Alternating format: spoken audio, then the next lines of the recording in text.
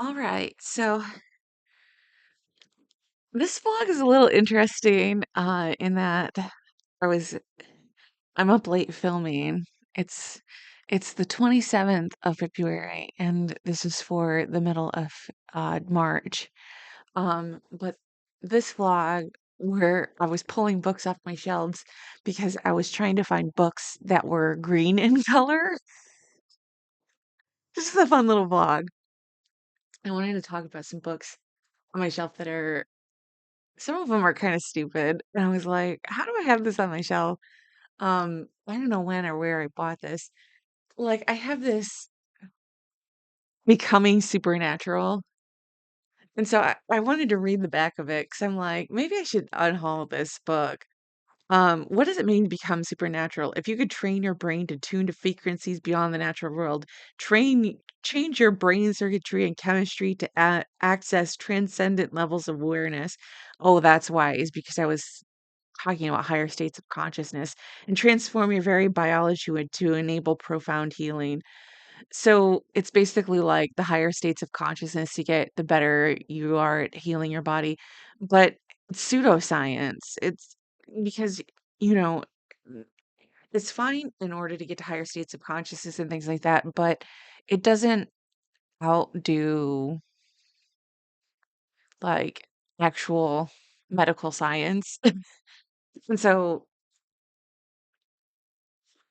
this the fact that this was like for sale at I can remember buying this at like Target. And so I wanted to read it to see what people were thinking about like the the pseudoscience of those things. And I think that's the reason why I bought it. But, you know, the fact that it's like this green color, this like, ooh, all natural, like sciencey medical book. Um, I just was like, oh, I don't know. Um, there was do I have any others like oh, I have this one was also at Target and I started reading it. I've got a let me find a better bookmark than that. I'll just use this. But it says you are a badass at making money. And so this talks about I was like, "Oh, it's a finance book." And my sister was like, "No, it's about money manifestation. It's about manifesting money in your life and making money just like appear in your life and not worrying about money." And this was also at Target. It also has a green color because it's the color of money. It's like manifest money comes my way. I don't ever have to worry about money because I just always make money happen in my life. So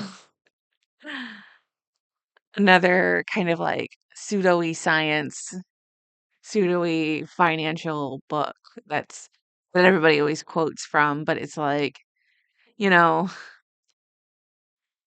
you do have to kind of worry about where the money's going to come from. You do kind of have to worry about that. Um, oh, we also have here's another green book. I haven't quite finished it yet. I keep I keep pulling reading chapters from it for my Patreon, Pride and Prejudice. I know people are like, "Oh, I've read this book over and over again," and I'm like, "Oh, I haven't even read it once." I know, I'm so lame. I know I should be reading it more, but I read a chapter and then I like to sit with it for a bit, and like I know that once I read it once, I'll probably read it faster the second or third time. Hi, you want to see my cat? He's sitting so nicely.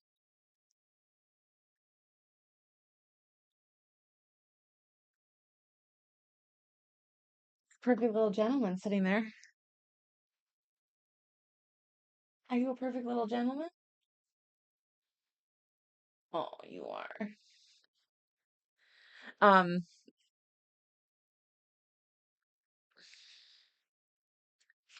but I also have this is the second book in like I think it's the second book in the series called Spider Lakes. I bought the first book and I started reading it. This is a mystery book series um about mysteries. These are Northern Lakes mysteries, but they talk about like specific lakes and they have covers that are kind of like this, but they're greenish bluish in color. And so I like them. They're very cool looking. Um, but I the first one is called A Figure Eight. Northern Lakes Mystery is so it has an 8 on the cover.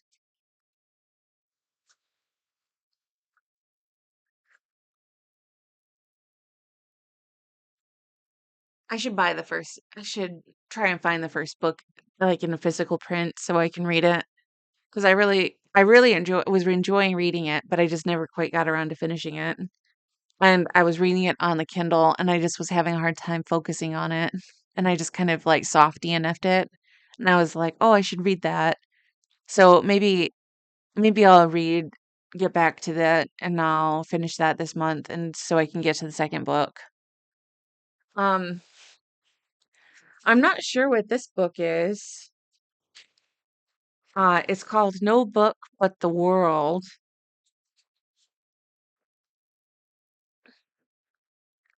How well can two siblings know each other? At the edge of the woods on the ground of defunct's free school, Ava and her brother Fred share a dreamy, seemingly idyllic childhood, a world defined largely by their imaginations, a celebration of curiosity in the natural environment, and each other's presence. Their parents, progressive educators, believe passionately that children develop best without formal instruction or societal constraint. Everybody's afraid of Fred's oddness. The word autism is whispered, but his parents' fierce disapproval of labels keeps him free of clinical evaluation, diagnosis, or intervention, and constantly at Ava's side.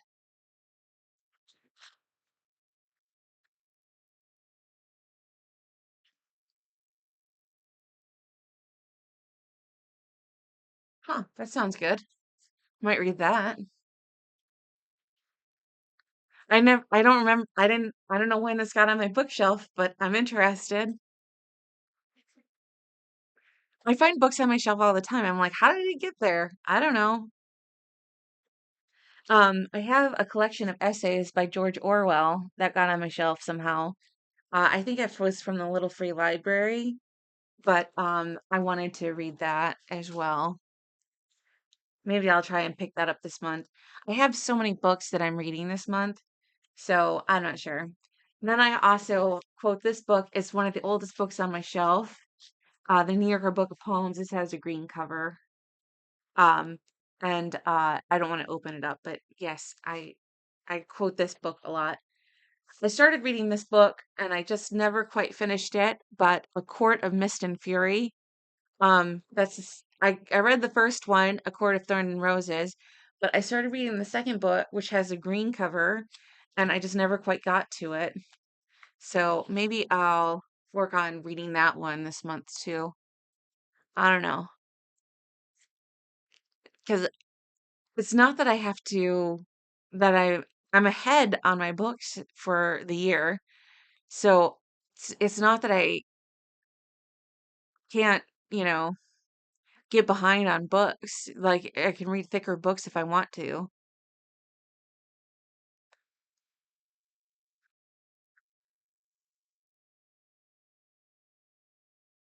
Yeah.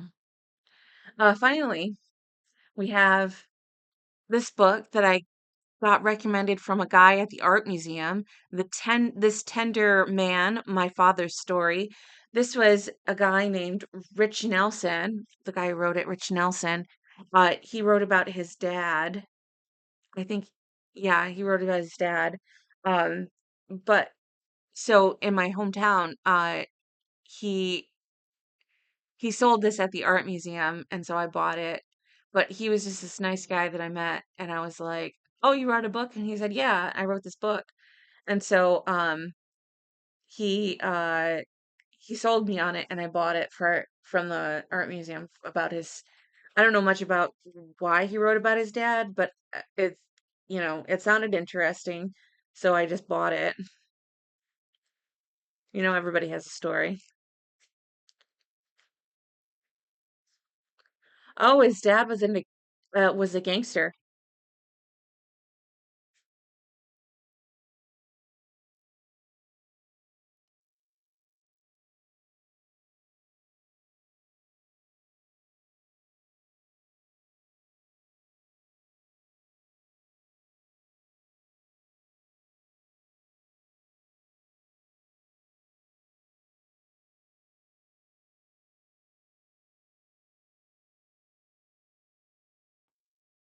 Interesting. I don't know. All I heard was the Soltero brothers. I'm not sure. Gangsters? Prohibitionists? Something. I'm not sure. I'll read about it. But that's what I got for you. Those are the green books that are on my shelves. What green books are on your shelves? And there's a vintage store that's in my near my hometown in Grand Haven called the Vintage Green, which has green objects, vintage objects for sale that I might go check out. And I might do a short about that. So, yeah. That's all I got for you. All right. Thanks for watching. Thanks to my Patreon subscribers, Lyndon and Donnie, for subscribing. I hope you have a great rest of your day, and I will see you on the next one. Bye bye.